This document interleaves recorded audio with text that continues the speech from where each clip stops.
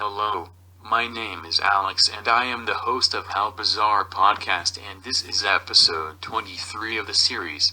Hopefully you'll like it and the show will make some traction in the time ahead. So, what is this podcast about?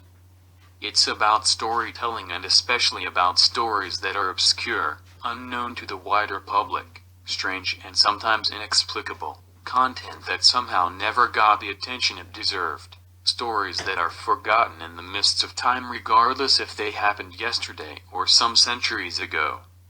So if you are attracted to bizarre, shocking or just plainly weird stuff, I think you'll find this podcast very informative and perhaps even entertaining. This podcast is for mature audiences and listener discretion is advised. All that being said, now let us dive into the 23rd episode of How Bizarre Podcast. Name of this episode is The Eternal War. Death is often completely anonymous, especially in the long-running silent class war that continues unabated. Today, after a fall from a scaffolding, a construction worker died. Is a typical headline in the newspapers, if there is a headline at all. And it is much more often absent than present. Dead workers make poor selling point. It's just another of the army of dead or maimed for life. Those who lose their lives at work due to poor working conditions, lack of protection, fatigue or loss of concentration are downgraded to mere statistics. It is difficult to say how many people were killed because the statistics are kept by the state and its preferred economic model are the cause of death, and it would be very naive to expect the killer to accurately document his crimes. When it becomes a number of working invalids, then that number can be multiplied by some speculative multiplier, and suddenly the unpleasant reality of the thousands dead and wounded in the silent war of the state against employees becomes difficult to perceive. And all that being said, last available global data is from 2016 and the source is ILO, or the International Labour Organization, branch of the UN that is tasked with work-related issues. If you have tears to shed, prepare to shed them now. 1,974,000 workmen and women died as a direct result of working. Do you remember that old saying that hard work is an amazing thing and that no one has ever died from work? Knowing what I know, I get an urge to beat the shit of the moron that says those proverbs in the light of almost 2 million deaths each year. Depending on year-to-year basis, work kills 4 to 10 times more than every war and military conflict in the world. America is losing one Vietnam in terms of casualties each and every year. And nobody seems to notice. Nobody seems to care. If we accept ILO data in lack of other global research by an independent party, that means that almost 4 people get killed or die as a result of work every minute in the whole wide world. And that's not all. People's Republic of China, the communist juggernaut with capitalist economy, has a law that doesn't require reporting on accidents if the quota of dead bodies and maimed workers is not met. And that in 4 dead and at least 20 wounded. Such regulations are in place in many countries, so the ILO number of almost 2 million is to be taken with a teaspoon of salt. What is the correct number? Nobody knows. It might be closer to double, around 4 million dead and at least 7 million invalided for life. Number of injuries that are not life-threatening, broken bones or severed veins don't even register. Somewhat typical and infamous case of work-related deaths is the forthcoming Football World Cup in some desert dictatorship known as Qatar. Building the necessary infrastructure and stadiums killed at least 4,000 workers in 11 years, all of them foreign workers from far afield as Indonesia, Philippines and Burma. So when the multi-millionaire footballers play, they will run on an artificial turf stained with blood of thousands.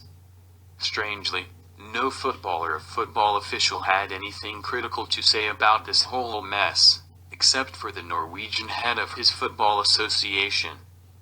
Blindness of the well-to-do is staggering. They will literally step over dead bodies for a sporting glory.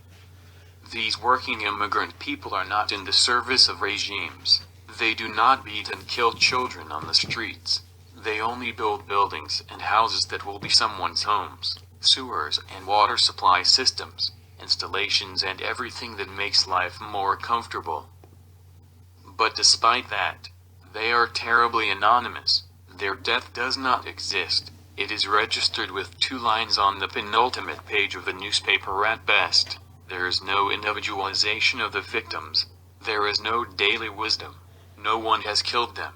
It's their fault somehow. There is no honorable shooting of photos, no TV cameras, no statements of children and friends. There is nothing. And so the silent whore continues to eat human flesh and grind human destinies. From the mobile phone in our hands due to the death of millions in the Congo to the guy who was buried in your city digging to install a water supply system, an endless stream of sad destinies and an endless stream of misery that transmits its anonymity to the other world, if you believe there is afterlife. Yes, accidents happen, but modern slavery is not an accident. Did you know that today there are more slaves than in the time of American Civil War? No? Neither did I, and to say I was shocked is an understatement. There's no need for 99% of the people that die or are gravely injured at work to be so. Today's safety technology and safety practices coupled with shorter workday could do wonders. It is no surprise that larger part of the fatal accidents occurred toward the end of the shift when concentration is at its lowest after a 10 or 12 or even 14-hour work week. I am an atheist, but lately I'm inclined to want to believe in heaven and hell. If earthly courts cannot and will not prosecute rich maniacs, I hope there is some force that will torment them forever with ruthlessness not seen since the Dark Ages. Some years ago I read the Black Book of Communism, where the author compiled all the dead from all the communist governments in the 20th century, and the number was between 90 and 100 million. Whilst I hate communism, that doesn't mean I like capitalism. If someone someday writes the Black Book of Capitalism, it should take in consideration all these workplace deaths that amount to at least couple dozen odd millions just after the fall of Berlin Wall and Soviet Union. And there was this thing called the Industrial Revolution.